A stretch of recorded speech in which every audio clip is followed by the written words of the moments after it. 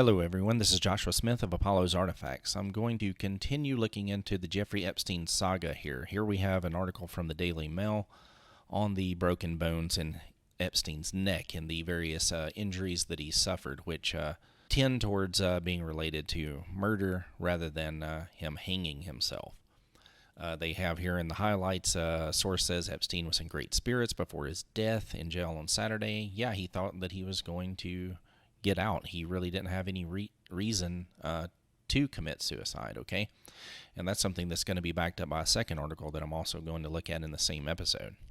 So an unknown associate has collected his body. Some people are thinking that it was his brother, who's also wealthy. But Epstein did not merely suffer a break of his hyoid bone, the horseshoe-shaped bone in the neck, but also other bones in his neck were broken as well. Now, this is the individual who had been in the cell with him before, the accused, I think, quadruple homicide police officer. And there are other photos of this guy where he's absolutely just jacked up on roids. He's a completely massive dude. Looks like a wrestler or something. And, of course, they're saying here he was in a very positive mood the night before. He said he was looking forward to seeing this person, the very next day on Sunday. And then, of course, we have all of the anomalous behaviors of the guards, supposedly sleeping for 3 hours. I'm not sure how two people managed to sleep that long that no one else sees them or observes their behavior. Then supposedly they falsify their documentation. And there's speculation that he said something just to get himself off of suicide watch. But that is coming from the accused, mass murderer's attorney here. Here they give us an overview of what his cell actually looked like. As you can see, there's almost nothing that he really could have hung himself on. Some people were saying that it was done on a bunk bed, but you don't really see that in this depiction here. Maybe he could have gone to the shower. This thing looks like it would probably break. So there's really not very many places at all he could have done that. Now, I guess he could have rammed his head into the television or something, but who knows. And then we get down to a part here that really backs up what I was talking about in an earlier episode that I did on Epstein, where he was very unrepentant about his actions, that basically he just thought that everything is historically relative with laws and morality, whether or not he slept with young girls or whatever. He just thought that, hey, it was okay in the past, so you ought to be able to still do it today. This person says here that he's very intelligent, always defended what he did, even in light of all the evidence against him. He basically took the position that no matter how old these girls were, that they chose to be with him, and he didn't care about their age. That's absolutely disgusting and despicable. But we also know that some of them were held captive. They were held as slaves. When you look at his Amazon book purchase list, a lot of them are about how to keep a slave and how to control a sex slave. So I'm going to move from that to a Bloomberg article called The Epstein Tapes, Unearthed Recordings from His Private Island. A 2003 interview provides a rare glimpse of the figure in his own voice. Here it starts off, of course, with the pedophile temple, which is missing the golden owls of Moloch, is what we presume it to be, and the golden dome that was on it before that some people thought was housed a mechanical device or something for an elevator that went down below the surface. I have no idea. That's just all guesswork, of course. So then it moves into this, and it starts talking about an interview that a journalist named David Bank did with Epstein, and he talked about the exquisite convenience of owning his own private jets. Of course, that means it's very difficult to track and trace his movements and his behaviors, and of course the people who would be on board those.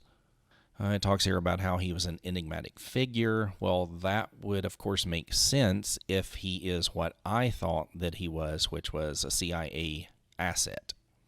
Then it goes on down here and it talks about his mystique. I find that a very strange use of word. I would not apply that word to him. It's just totally grotesque. And he talks about how he wanted to conduct the interview away from the grand main house, and he said, too many girls. Yikes. He goes on to elaborate in here. He felt free to follow his own personality. He could do whatever he wanted to do. There's basically nothing anybody could do about it. That's how he felt. Talks about his donations of money to Harvard. As far as I know, Harvard is not going to give back any of this money. They want to greedily hold on to it, despite the fact that they have billions of dollars in their endowment already. But all the prestige that Harvard has is just fake prestige that's been bought by the fake news. and their positioning of political figures. It's all just hot garbage, really. Then there's still a great mystery with Epstein about how many clients he had. He would say less than 10, more than 4. No one even knows, but somehow he was supposedly a billionaire or close to it on that. Then he talks about how he never even had a degree, yet still the Dalton School hired him. Apparently the Dalton School had all kinds of other miscreants working there too, who were possibly up to no good with some of the younger folk on campus, if you catch my drift. Then we move down a bit here and we see where he started to work for Bear Stearns. He got to know Alan Greenberg. These are the usual kinds of connections that you would expect a CIA asset to be getting into place. As we scroll down here, we see that he also had an apartment in Paris. You don't hear very much about that one. But as we move down, we're about to find out something really interesting here, that he said that a whole lot of the money that he made was right here. He advised clients to exit the market before 1987's Black Monday crash. And he says, oh, it was just more luck than anything, but could be that it was more CIA than anything.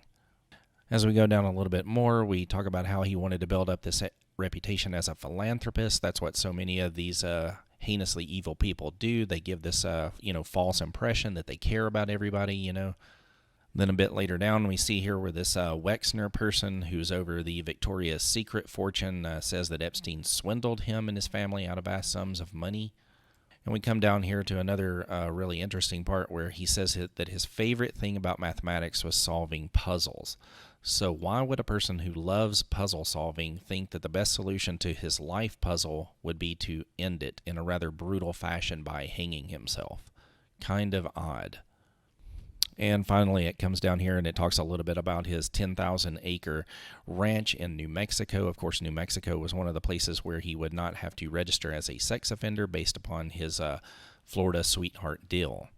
Anyway, the way that all this stuff is looking, it just seems more and more to support my view that he was a CIA asset, possibly tied into military intelligence. Other people speculate Mossad. I would be less inclined for that direction, but would not be surprised if that were the case. But CIA would be my first bet anyway. If you enjoyed this episode, please be sure to like, subscribe, and share. Thank you.